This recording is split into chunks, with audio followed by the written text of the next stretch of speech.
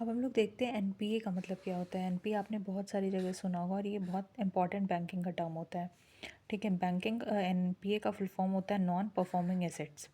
ठीक है, एनपीए का फुल फॉर्म होता है नॉन परफॉर्मिंग एसेट्स। जैसे एक लड़का है मोहन, ठीक है, और या कोई कंपनी आप ले लो, जैसे आप किसी की भी कंपनी ले लो, आईटीसी ले लो, कोई कंपनी है, ठीक है, अलग अलग केसेस हैं दोनों ये। ठीक है, दोनों अलग अलग केसेस हैं। इसने बैंक से, चलो मोहन ने बैंक से 1 लाख रुपए उधार लेता है, ठीक है, और ठीक है, ही टेक्स लोन फ्रॉम बैंक, ठीक है, 1 लाख का उधार लेता है।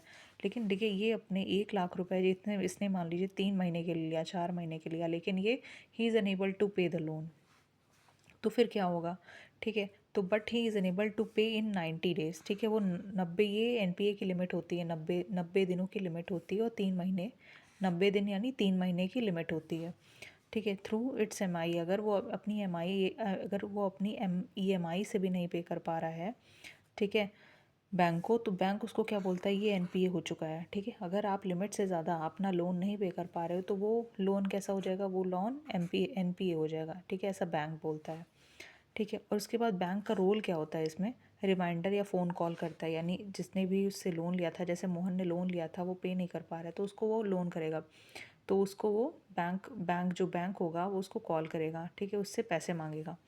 ठीक है, सेटलमेंट यानी लोन टाइम बढ़ा देगा। अगर उसके पास पैसे नहीं है तो बोलेगा कि आप कुछ समय बाद पैसे दे देना।